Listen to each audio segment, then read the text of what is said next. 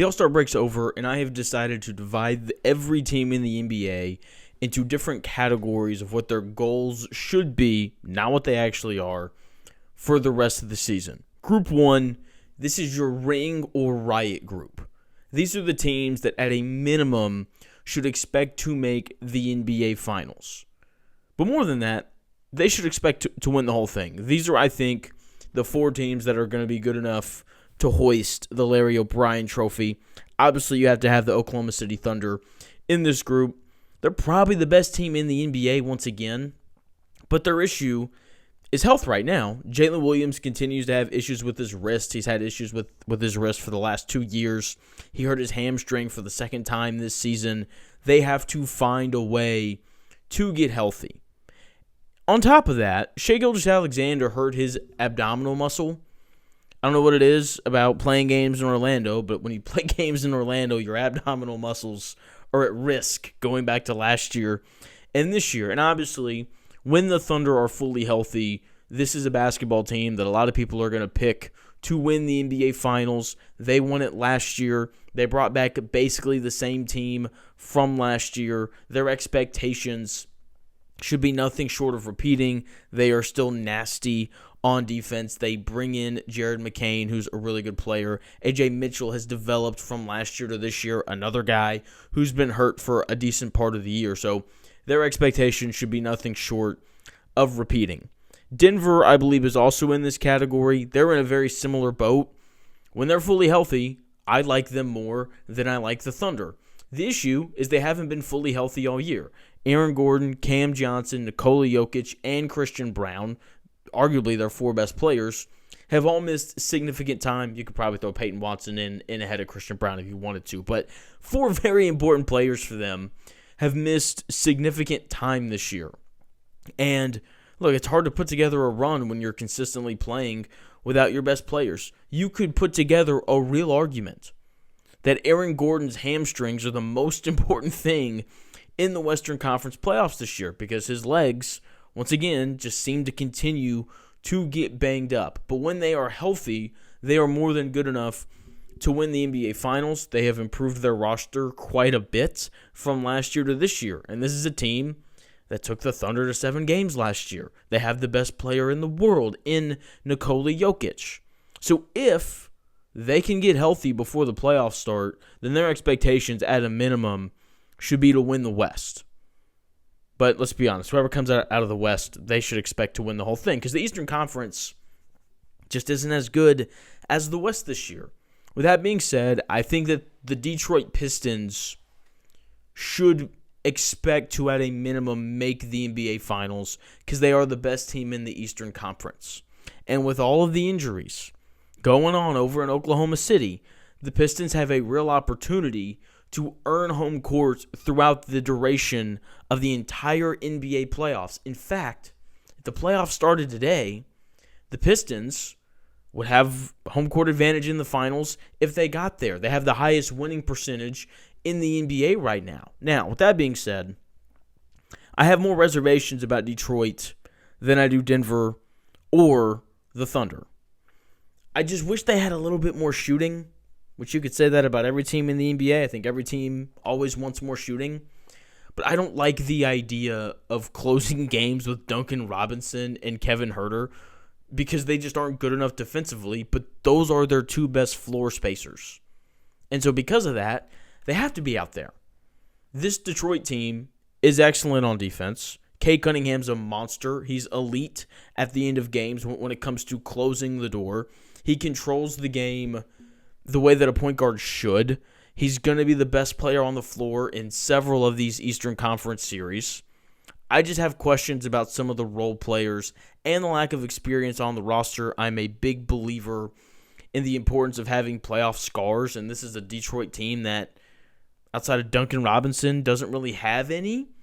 So they've got to kind of, they're going to have to grow up quickly throughout the course of the playoffs because I just think that winning playoff games, winning playoff series is unlike winning in any other basketball setting. These are the best players and the best coaches seeing you time and time again. And we haven't seen Cade Cunningham or Jalen Duren or any of these other young players, Asar Thompson, on the roster go through that yet, and that matters. And again, that shooting thing, I'm very intrigued to see how they kind of deal with that in the playoffs, kind of the back and forth of playing Duncan Robinson and Kevin Huerter while also not leaving them out there too long where they get exposed defensively. So they've got to figure that out, but again, they've been the best team in the Eastern Conference this year, so one could argue that they've already figured it out if they're the best team in the East.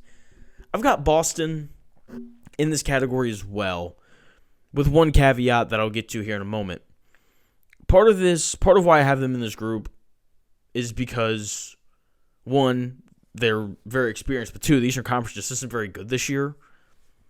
I mean, this is a team that won the NBA Finals a couple years ago. They've surprised a lot of people this year, especially me. Jaylen Brown has been fantastic. Joe Mazzulla has done a great job of coaching this team. Derek White and Peyton Pritchard have both been so good for the Celtics this year. All of their role players know exactly what their role is, and they've all excelled in their roles. I love the trade for Nikola Vucevic at the deadline. I think he gives them another lineup option.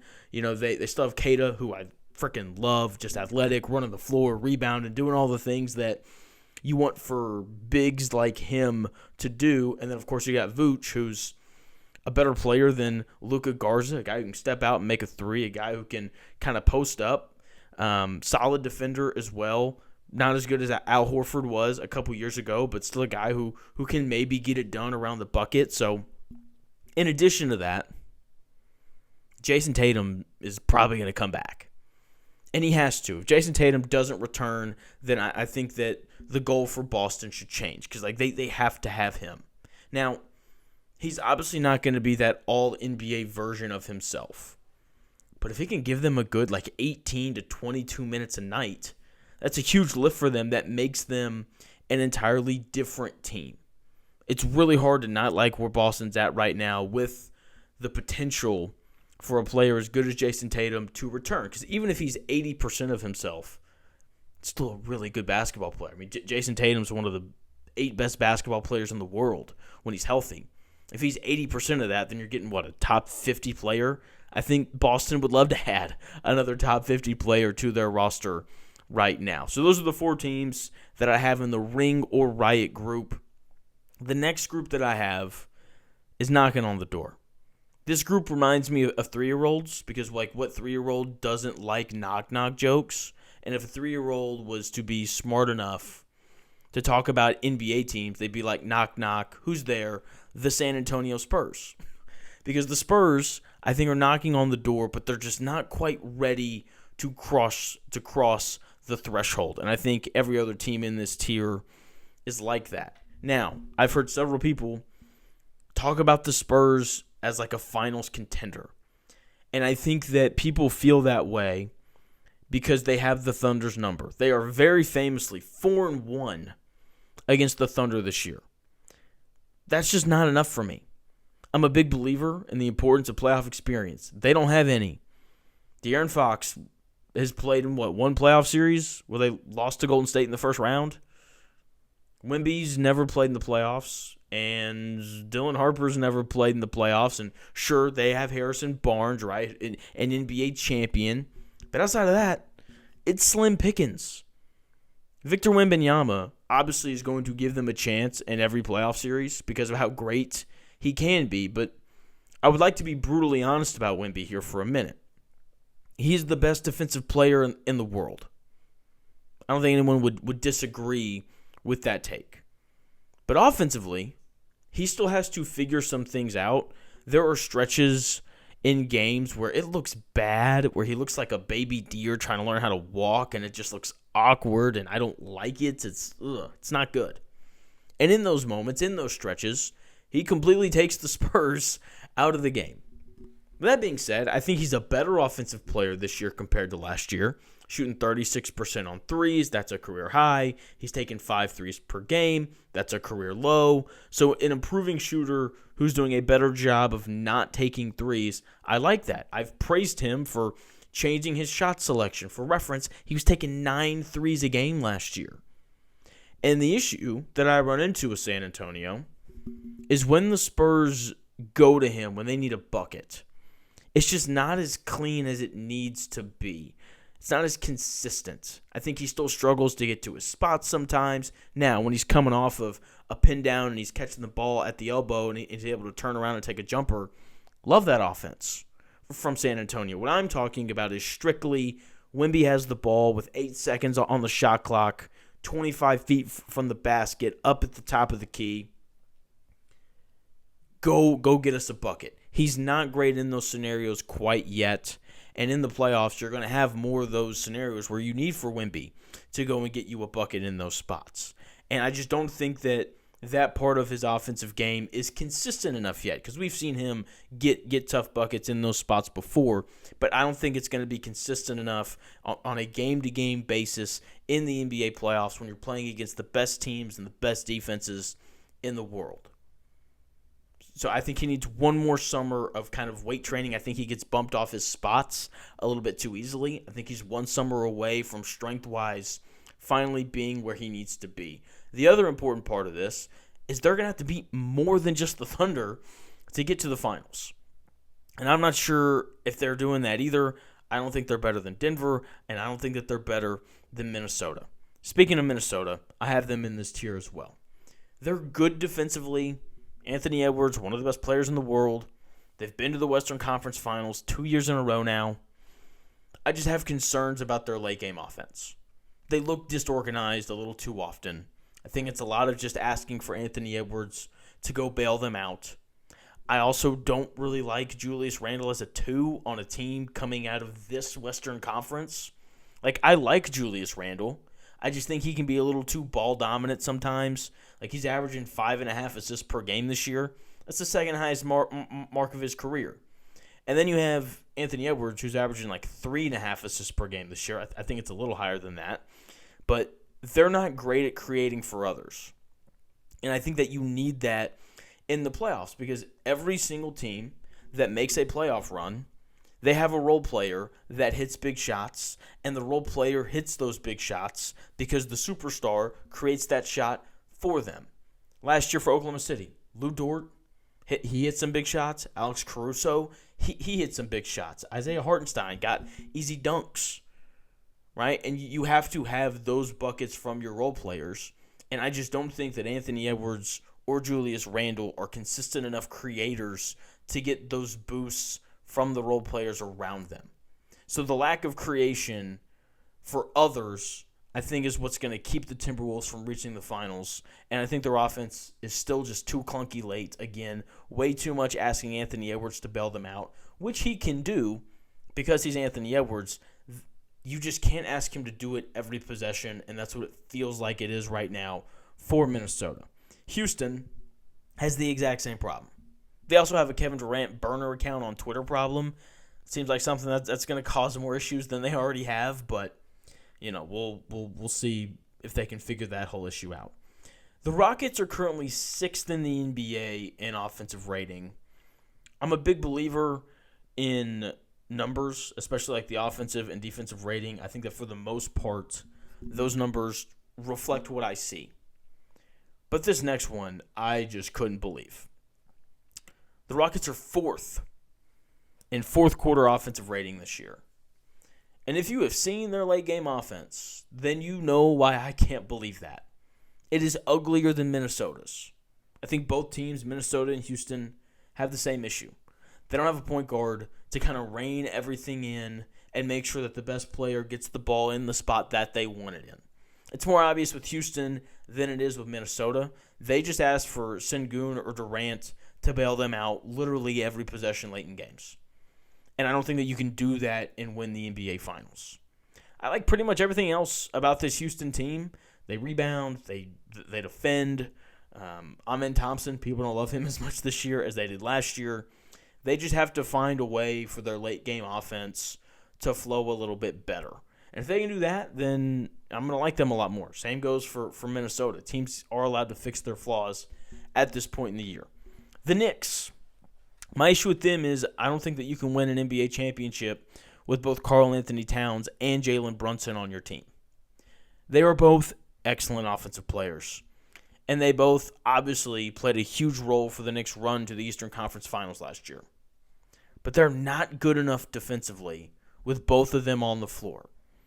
Towns has too many mental lapses on defense. We saw it in the freaking All-Star game. He rebounds incredibly well, but he can't stay in front of guys. He fouls way too much on both ends of the floor. He can't defend the rim. He's also not playing very well right now. He's averaging less than 20 points per game on the year. That would be his lowest mark since his rookie year. He averaged 15.9 points per game in the month of January. It's not very good. He hasn't scored 25 points in a game since December 27th. He's just not playing very well. I like the rest of their roster, but they're not good enough defensively with Towns on the floor, and he hasn't been good enough offensively this year to make up for that. So they have a Towns problem that they have to find a way to fix. The Cavaliers, this roster is really good, but I don't trust James Harden.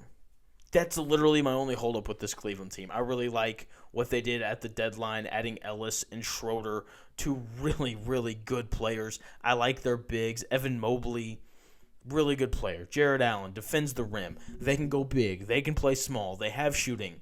There's so much to like about Cleveland. But I don't trust James Harden. I've seen it too many times where he just kind of falls apart in the playoffs. The Cavs are definitely better with Harden than they are with Garland. But I'm not picking a team that is super reliant on James Harden to win their conference. They are certainly talented enough to do it. I think Kenny Atkinson as a coach is more than capable of coaching his team to that point. The question is just going to be whether or not James Harden craps down his leg. I've seen him crap down his leg too many times to have belief in any team that he's on to make a run. Maybe this is the year where he shuts not me, but everybody else up in terms of the Harden woes that happen late in playoff games. But he has to do it before I change my mind on that. Group 3 is my fun but not frightening group. These teams are kind of like your history teacher, like some like assistant football coach who's like watching film while you're watching a video. It's fun. You're looking forward to it because it just brings a good time to your day. The Lakers are in this tier. Who doesn't enjoy watching Luka, LeBron, and Austin Reeves play basketball? I know I do. Okay, they're not good enough defensively though to win multiple playoff series. Maybe the offensive firepower of those three guys is good enough for them to win a series. I think it's going to depend on matchup. It's going to depend on seeding, all those things. Okay, but all in all, this roster just isn't good enough. There's not enough depth and there's not enough defense in order for them to win multiple playoff series. Again, maybe they get one, but I think that's kind of the cap for them. Phoenix, they've been a real surprise this year. With how deep the West is, this is probably a team that makes the play-in and then earns the 7 or 8 seed. But they're going to be fun. I'm really excited to watch this team play in the playoffs. They play hard. They play defense. Devin Booker is one of the 12 best basketball players on the planet. I want to see him in the postseason again. I know people don't like Dillon Brooks. With that being said, I'm down to watch Dillon Brooks compete against the Thunder. Those are two teams that don't like each other. Devin Booker had his comments about the Thunder earlier in the year after they played each other. And so would love to see those two teams match up and play against each other. Golden State, I think, is in this group. They have Steph, and I just want to keep watching Steph Curry play playoff basketball. I know he's banged up right now. Golden State doesn't really have much else. They should probably try to tank, but Steph Curry's 37, however old he is. I don't think that he wants to do that. So I don't think that they're going to. But yeah, they have Steph. I don't really think that much else needs to be said in terms of the fun but not scary part, because you know who Steph Curry is. There's the fun. You also know what the rest of that roster looks like. There's the not scary part. I have the Charlotte Hornets in this tier as well. I may have them up one tier too high, but I think this is a team good enough to be a top 6 seed. They have the second highest net rating in the NBA since January 1st. They are a legitimately good team that I think is more than capable of catching Philly or Toronto to be a top 6 seed. Okay, they are currently second in offensive rating and fifth in defensive rating since January 1st. This is not a team that is just playing outstanding offense right now, and that's kind of leading to this great net rating. They're doing it on both ends of the floor. What they're doing this year, it's really impressive, and it's also a lot of fun to watch. The Raptors I have in this tier as well. They're the forgotten good team this year. They play incredibly hard. They've got like a solid amount of depth. They just don't have enough top-end talent. Like when Brandon Ingram and Scotty Barnes are your two best players, I'm not going to pick you to win any playoff series. With that being said, they're an enjoyable team to watch because of how they guard, because of the depth, and again, just the level of effort that they play with. They just lack the top-end talent that you need to go on a playoff run. I've got Philly in this tier as well, or this group. Tyrese Maxey and VJ Edgecombe are one of the most fun duos in the NBA to watch. And then you've got Joel Embiid, who is still somehow, some way, finding a way to be impactful on a night-in, night-out basis. Or maybe not night-in, night-out. But on like a pretty consistent basis, Joel Embiid's playing really good basketball. This team is going to get Paul George back before the playoff starts. I think if I had to pick any team from this tier to make a run to the conference finals, it would be Philly. Just because, like, when they're healthy, they're really talented. And ultimately, talent is what wins playoff series. It just is. And if they can have Edgecombe and Embiid and Paul George and Maxey, all four healthy and all four playing well at the same time, like there's not many other teams that have a top four that's that good. And so they're a dark horse team to make the Eastern Conference Finals. I just can't say that they're going to do that because they're never healthy enough to do that when that time of the year comes around. Group 4, this is my basketball purgatory group. This is a group where they have a solid core, where they don't need to tank, but they're also not at a point where they should be winning playoff games. Like, these are teams that are probably going to, like, maybe make the play-in and then lose. Maybe they make the play-in, lose the first game, and then end up being, like, the 8 seed or something like that. I think Portland falls into this category. Shaedon Sharpe, Denny Avdia, an all-star this year. Scoot Henderson's finally back. He's played in a few games. It's a fun little trio. Right, in a Western Conference filled with a bunch of teams that are trying to tank, and Portland's not. So I think that they're a play-in team. Maybe they grab the 8th seed. We'll kind of see how it all shakes out. The Clippers, they're clearly rebuilding. Their first-round pick this year goes to the Thunder. I like Mathurin. I like Garland. Obviously, they have Kawhi. Like, those are those are two really good players in Mathurin and Garland. And then, obviously, an elite guy in Kawhi. They're probably the best team in this group, easily a play-in team, probably going to win the play-in and be the 7th seed. Maybe they grab the 6th seed as well. We'll kind of see how it all shakes out. Orlando, what a disappointing year for them. They're just not good enough offensively. I think that's just the really simple reality of it. They also can't seem to get all their best players healthy at the same time. That would help if they could figure out a way to do that. Paulo Banchero's PR from last year to right now has just fallen off of a cliff. I'm still a believer, though, so we'll see what happens there. And then you have the Miami Heat.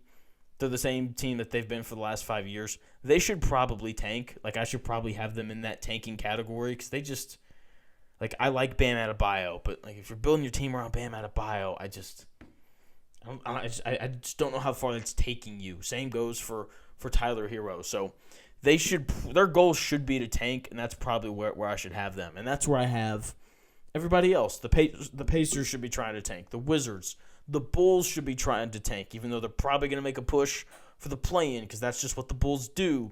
The Hawks should be trying to tank. The Bucks should be trying to tank. The Nets, the Grizzlies, the Mavs, the Jazz, the Pelicans, and the Kings, all those teams should be trying to lose so they can draft whichever one of the big 3 college guys they want to take this year. Okay, unless they have a first-round pick. Obviously, the Pelicans don't. The Hawks, hey, maybe you don't need to tank because the Pelicans suck. I don't know. But most of these teams, they're not good enough to win games anyway, especially New Orleans. I think it'd be wild if the Hawks tanked and they ended up with the number 1 and 2 overall picks. Oh, that'd be crazy. Probably not going to happen, but that would be nuts. So there it is. That is what all 30 of the NBA teams should be trying to do this year. That is what their goal should be, whether that's to win the NBA Finals, make the conference finals, maybe win a playoff series, maybe make the play-in and give your young guys like a little taste of important basketball for a team like Portland, or maybe your goal should just be to lose every game going forward. This has been my take is. Thank you for watching the video. Do me a favor and subscribe.